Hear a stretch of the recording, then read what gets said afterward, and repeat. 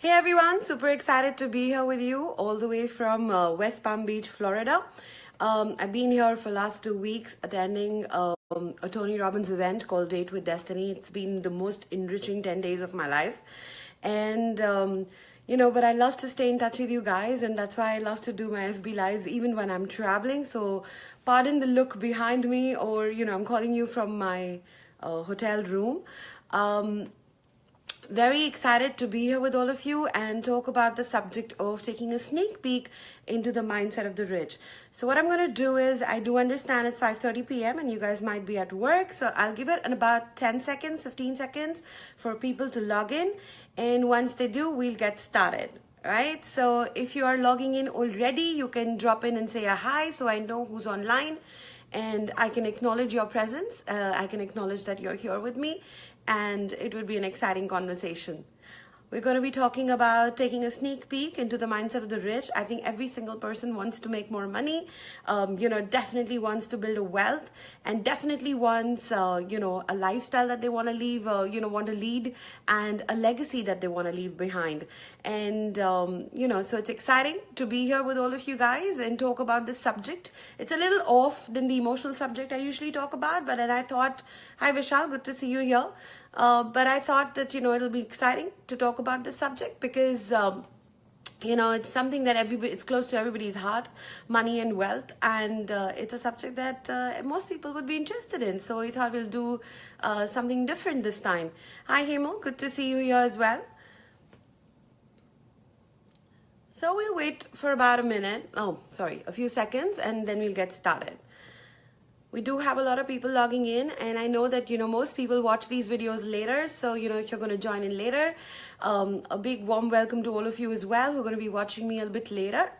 Hi, Meenal, good to see you. A lot of known people today, so that's exciting for me.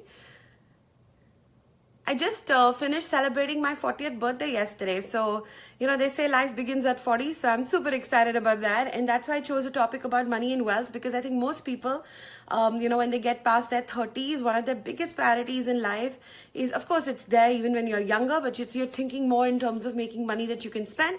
But when you cross your 40s or your 30s, you're looking for making money that you can, leave a legacy behind, or, build some wealth around that. And that's why it becomes very, very interesting for most people at that time. Awesome. So we do have a lot of people already logged in, which is exciting for me. So we'll get started into the topic, and we're going to talk about, as I said, a sneak peek into the mindset of the rich. And one of the first things I want to address is, I don't know how many of you have heard about Robert Kiyosaki and, the book Rich Dad Poor Dad, or his concept of the cash flow quadrant. He talks about a very interesting thing about that there are 4 ways of making wealth. Legal wealth, to be honest, in 4 ways and 4 quadrants from which people can generate income for themselves, build wealth for themselves. And he divides them into ESBI, whereas E stands for employee, S stands for self-employed, B stands for business owner, and I stands for investor. Now, what is the difference between each of these? An employee is somebody who is basically trading time to make money. So there are people who work for a salary. They usually have a job.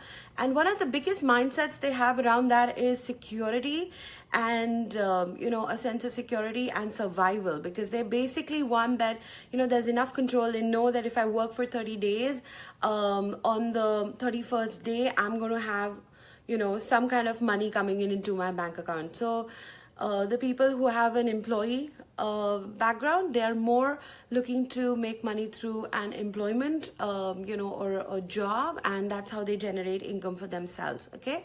The next categories are people who basically want a little more control of their lives, because as an employee, at the best, what will you make? Even if you're a CEO of an organization, at best, you will not make more than 10% to what you contribute to the bottom line of the company. So kabhi bhi you're not making more than 10% of the worth that you're bringing into the table. So a lot of people who are a little ambitious, who are willing to take a little bit of risk, then move into a self-employed quadrant. A self-employed is someone who works for themselves, generate a job for themselves. These are usually professionals, your lawyers, doctors, who are in private practice, could be chartered accountants, could be other people who have small business owners. All of these people come into the category of self-employed. Now, biggest challenge with a self-employed person, or the biggest need for a self-employed person, is that they want freedom and they want to control their freedom, which is why they're always scared to build large organizations, because they want that, that all the time the control has to be in their hands. Freedom is such a big priority for them, and they do not expand their businesses to a large extent more than what they can handle themselves. So these are usually people who think they are in business, but usually they're in self-employment. They're only generating, they generate clients, they make some money, and they pay their basic staff that they have. They don't have large offices. Some of them even work from home, and then they keep the rest of the profits. So that's your self-employed. So these are on the left side of the quadrant. So if you were to imagine a square, on the left side you have on the top employees, on the bottom self-employed.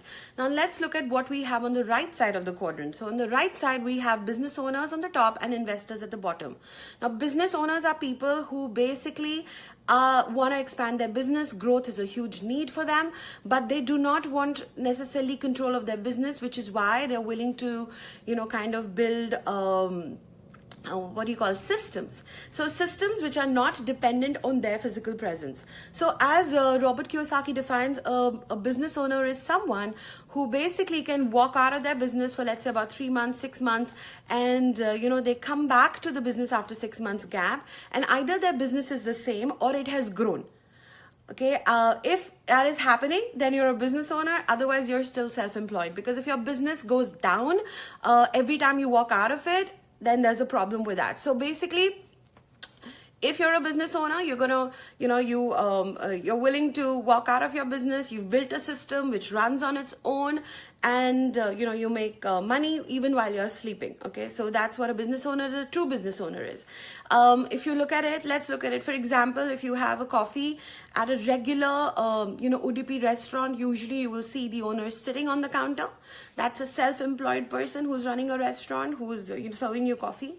On contrast, if you see Starbucks or you see Cafe Coffee Day, you don't know who the owner is, but there's a system which is running, the organization, and the owner doesn't need to necessarily sit at every single coffee day ensuring that the work is being done. They've got systems in place. You know that a Cafe Coffee Day or a Starbucks coffee from one outlet to another tastes the same. And likewise for other big brands like McDonald's or Domino's or Pizza Huts and all of those, right? So that's what a business owner's mindset is. Of course, when you start generating wealth, the last and the most interesting category of people are investors.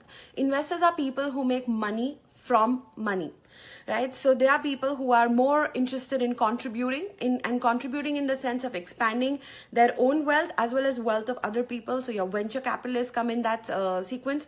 Now we all kind of invest money. We put some money in fixed deposits. We put some money in mutual funds, but we're not talking about those kind of investments. Those are very, very small investments. But if your lifestyle can be funded by the income of the investments you have, then you're a real investor, else not. So for example, let's say that, I need about 2 lakhs to run my lifestyle per month. And if my investments are generating that kind of an interest or an income without having to destroy my basic corpus, keeping in mind inflation, of course, so it's in reinvesting itself into inflation and yet generating a 2 lakhs per month income for me. Okay, maybe I'm a borderline investor. Of course, investors deal in large amounts of money, and their main focus is how they can contribute to the economy and how they invest for themselves. They invest in startups, and that's how they build their wealth and help others to build wealth, right? So these are the 4 categories of people: employed, self-employed, business owners, investors. Mostly people who are on the employed or the self-employed category, they continue working for 40 plus years, and they pretty much remain on the left side. Whereas the people on the right side, they work for a few years and then they think of what can they do next, or maybe a next business, or they may take early retirement and enjoy their income. Right now, 95% of the world's population is on the left side, on the employee and the self-employed side, and only 5% of the people are on the right side, but only 5% of the wealth is on the left side with the employees and the self-employed. So it's a smaller cake, but more people to share it. And on the right hand side, we have 95% wealth. Okay, so it's 5% people, 95% wealth, enough for everyone. So the abundance mindset comes in naturally.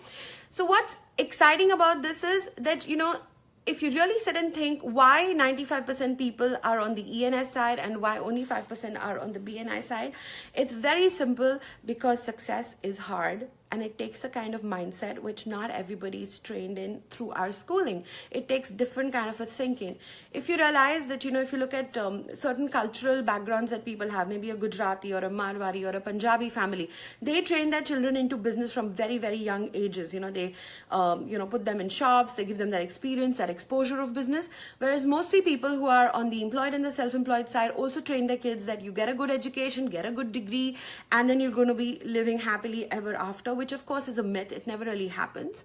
Yeah, so let's look at some of the differences that we have in the mindset of the rich and the poor. So we'll look at 5 differences. The first difference is that rich and successful people play the money game to win. They are always interested in how can I make more wealth, how can I build more, a legacy, or how can I make more money, all of that. So they're playing the money game to win. They are a little bit aggressive, and they take action which may not be very safe or secure at all times. So they're risk takers in some sense.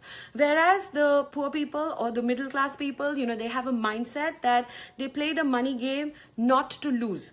So that is a position of a defender. Now, if you really understand, if you look at a sports game, if you're always playing, the game to defend your position, do you think it's going to be a good game? Are you going to be able to win? Frankly speaking, if you're only going to be playing the money game to, not win, then you are not looking at various opportunities that are being thrown at you. And that is the very second difference of people. People who are on the rich side are very open to new ideas and opportunities, and people who are on the right side are not at all open to opportunities,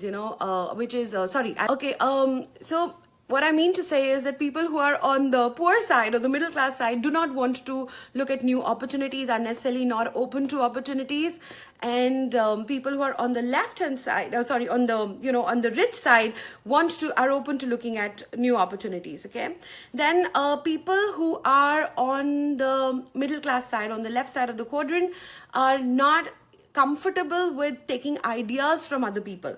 So for them, and that's what our schooling teaches, right? That if you copy from a friend, then you're making a mistake and you need to be punished for it, right? So that's the mindset. They don't want to copy from other people. In fact, they see another person who's successful and they actually resent it. They get angry, they get jealous, right? They start competing with them. But people on the right side who have a rich mindset are very clear that, they copycat their way to success. If they see somebody successful, they're always willing to learn from them. They have mentors and coaches who come from, who are in the industrialists in their field, who are bigger than them. They pay them a lot of money, and they don't try to reinvent the wheel. They basically copy what has worked for somebody else. They don't get scared. They don't get jealous. They don't get, they don't stop themselves short by not taking action on things that other people have done. So copycatting their way to success, that's the whole funda of a rich mindset. The other thing that a poor person or a middle class person thinks is in terms of either or. या तो ये मिलेगा या ये मिलेगा. It's never like, that. And rich people think in terms of both. Can I have both? And what do I need to make it happen? So that whole concept of this, it's either you get one thing or you get another thing, comes from a very, very middle class concept.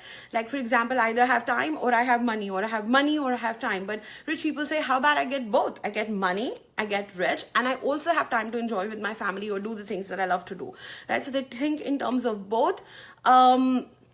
And of course, and I think the other thing that is very important to be successful is you're doing small actions daily, deliberately, which do not sound very big in terms of doing it, but then they can create massive results over time. And that is the whole concept of the slight edge, and that's what rich people, basically follow. And they are, they have an attitude of whatever it takes. Whereas the poor people say try. If you use the word try very often in your conversations, it means that, you do not have whatever it takes attitude, and that's the attitude or the mindset which is required to basically build a wealth. So majorly 5 differences there. One, of course, rich people play the money game to win, and poor and middle class people play the money game not to lose, and from a position of a defender you don't build wealth. The second is that rich people are willing to copycat their way to success, and poor people think, they resent other people's success. They don't want to copy them. They want to reinvent the wheel. They think मैं कुछ अलग करके दिखाऊंगा या अलग करके दिखाऊंगी, and they're always in that constant struggle of trying to create something new when it's not even required. If somebody is successful and they've done it well, and if you like the concept, just copy it and do it. So that's the second difference. The third, of course, is poor people or the middle class people think in terms of either or, and rich people think in terms of both. The fourth is, rich people are open to new opportunities, and poor or middle class people are closed to opportunities. They do not want to any new ideas thrown at them, and they always question it. They doubt it. Doubt and worry are on their top list, and they are very much their away values. They don't want to be in that situation, so they don't want to evaluate anything new. They want everything in a comfort zone. And if you really understand, comfortable doesn't lead to rich, but rich leads to comfort. So the ability of you to stay outside of your comfort zone for as long as you can stay will determine how much wealth you're going to build ultimately in life. And of course, middle class people have an attitude of I will try, and rich people have an attitude of whatever it takes. So if it's worth it, I'm willing to put whatever it takes. I'm willing to make it happen. So that's all I wanted to share with you guys on this topic. I hope there were some interesting insights for you here, and you can definitely evaluate, on the quadrant, which part are you on? Are you on the employee side, self-employed side, business owner side, or the investor side? And of course, you can also, send in your responses. I would love to hear and understand, which side you are at right now, and also send in, which mindset of the rich are you already following, or which ones are the ones that you could follow and that could add value to your businesses or whatever else you're doing in life. And just evaluate. I gave you 5 points, so do a scoring for yourself and see that am I all 5 of the middle class, am I all 5 of the rich, or am I few partly rich and partly middle class in my thinking and my mindset? So if you share that, that'll be awesome for you guys, and awesome for me to understand what where you at, because unless we know where we at, we don't know where we are headed, right? So it's very important to know the starting point of where we are beginning, so that we can start creating our wealth, and that begins by changing our attitude and our mindset. So I'm very happy to be sharing what I did with you guys. It's lovely to see all of you. I saw Kimi log in, I saw Namrita log in, and that's really kind, a lot of friends. And of course, this is the time to ask questions. So if you have any questions on the topic we just discussed, feel free to ask me now. And if you're watching this video later, you can always post in your comments, and I'll be very happy to revert to them. And I'll answer them for you. But before I begin answering the questions, just in case a few of you log out, I just want to say I'm truly humbled and honored that you logged in to listen to me today, and I'm truly grateful that you did. So thank you so much, because your love keeps me going. So thank you so much for that, and we'll take the questions now. So I've got a question from Shubham, and he's saying how to retain money. Shubham, what exactly do you mean? Are you talking about savings, or are you, the money that you already created? What is it? Is that what your question is about? Can you explain a little bit more? Thank you, Dolly. Thank you so much.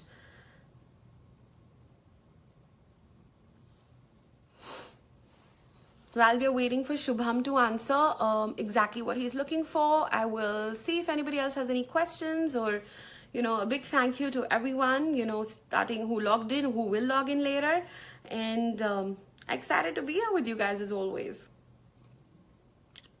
Both. Okay, so how do you retain the money, you said? All right. So, there is something called as the money management system. And typically what we say is that if you're looking at, saving your money, whatever money you make, Okay, 10% of that you have to put it away right away into what we call a financial freedom account. And that is very important because that's to ensure that you're never bankrupt, and that's also to ensure that you're creating for your own retirement planning. So we say that you can break up your money into kind of 6 jars, and one of the jars is you put away 10% into your financial freedom account, and that's how you will never ever be bankrupt, and you will always be saving some amount of your money. And we also say that you should not spend more than about 50% of what you make on your daily necessities or on the family, and the remaining money has to be invested in sensible quadrants and sensible ways. But if you want to know more about that, Shubham, I'll request you to come in for my workshop. It's called Money Mastery, and we explain all of that to you in detail. The next one is on 23rd and 24th December. So if you're interested, do leave me a comment and I will let you know how you could be a part of that workshop. We teach a lot of concepts in terms of what it takes to be rich, what kind of conscious beliefs are required, what kind of subconscious beliefs are required. We work on those with them. We help you do a goal setting plan, and we install new beliefs in your system, in your mindset about how you build your money and your wealth. And of course, we teach you the world's best money management system called the JARS system. So if you really want to understand it thoroughly, I invite you to my workshop. Please do leave a comment. We'll help you register for the same. And if anybody else would like to ask a question, I'll be very happy to answer. Hi Yash, good to hear from you. I'll reply to the comment and I'll tell you how to go about it and how you can register for the same.